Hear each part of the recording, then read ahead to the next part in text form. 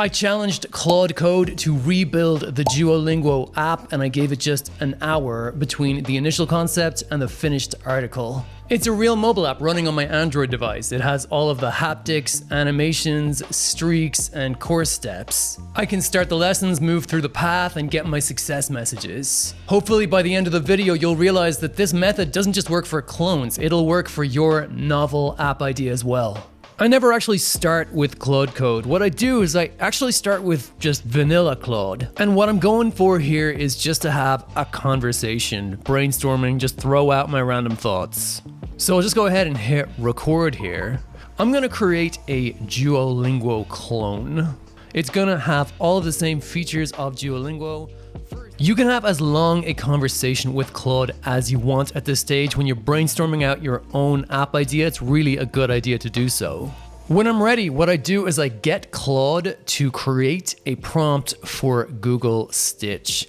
You can use any design app you want. You can use a designer, you can design it yourself, but this is what I really like to do. This is a strategy that I find really helpful, and I think Google Stitch is one of the better design tools out there at the moment. So I'm just gonna paste in that prompt that I got from Claude Code.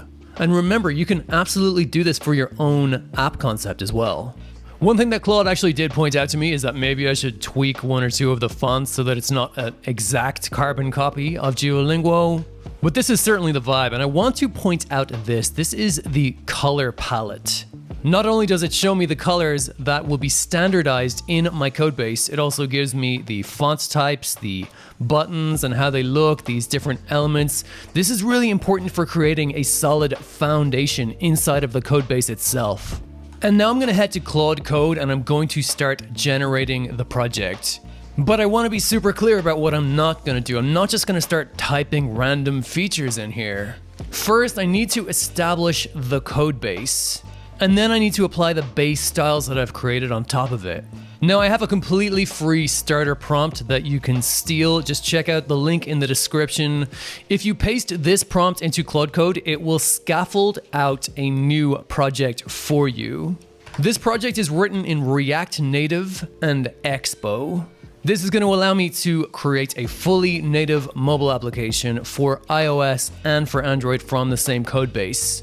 And Expo is going to allow me to build this thing for both platforms.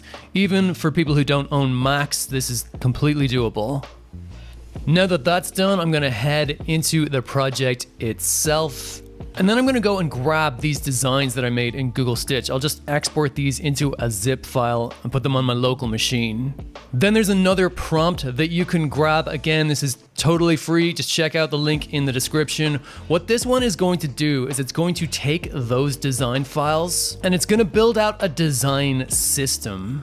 So I just need to unzip this file that I got from Google Stitch, and then I'm going to go Option right click, and I'll be able to copy the path to this folder. I can just paste it into Claude Code and it will review all of those images, and it's going to create this design system in code. Once the design specs are done, now what I'm going to do is I'm going to build this app and install it directly on my phone before I even implement the first feature. This way, as Claude Code is running, building out the features, I'm actually going to see them happen on my device in real time. The way I do that is by using a service called Expo, specifically Expo Application Services, EAS. The majority of developers who use React Native use Expo anyway, and they have a really nice free tier. You don't need to pay anything. The only catch is that it's 15 Android and 15 iOS builds a month, and then you'd have to pay for additional builds. You absolutely will not need more than 15. So all you need to do is sign up for a free Expo account and you will not even need to learn the dashboard. At that point, all you have to do is open up a terminal in VS Code. And then you type EAS login. That'll log you in.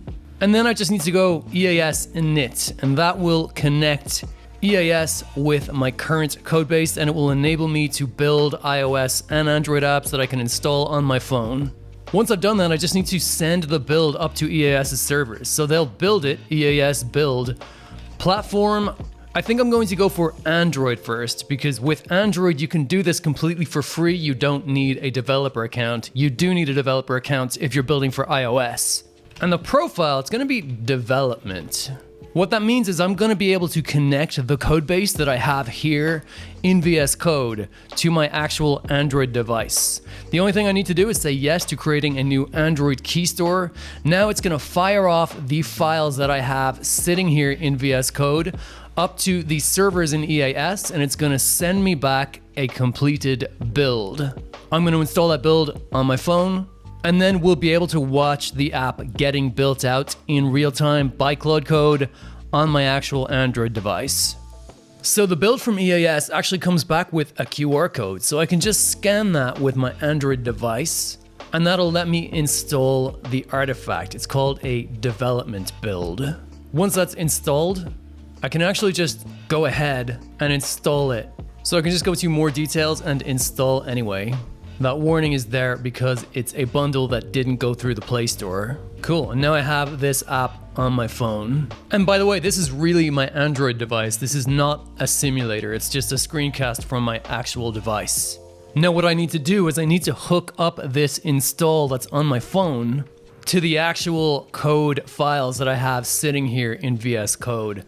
And the way that I do that is by running npx expo start. That creates a new app on the network. I just tap it, and now I have this template with my Duolingo styles running here on my phone. So the design system here is implemented. I also have light and dark mode, but the app is just a shell with the styles. I don't actually have the functionality yet. But now comes the easy parts. All I have to do is go back to my Claude conversation, ask it for the prompt, and we're gonna start building out this full feature set. So I just copy and then paste it right into Claude Code. This will take a while, and depending on the kind of app you're making, it can also be split into different phases where you can test each feature and each screen as they go along. So that's it. My Duolingo clone is now running on my phone. And Claude Code is going to give you a full summary of everything that it's done. It's really important to read through this. It's implemented the design system as specified. It's gone through all of these screens that Claude had created.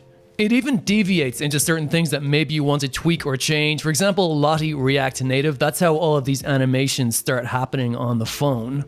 There's also an audio library that I'm going to need to install if I want to get audio on here. That's perfectly easy. I just do another development build. So let's give the app a try. I'll hit start.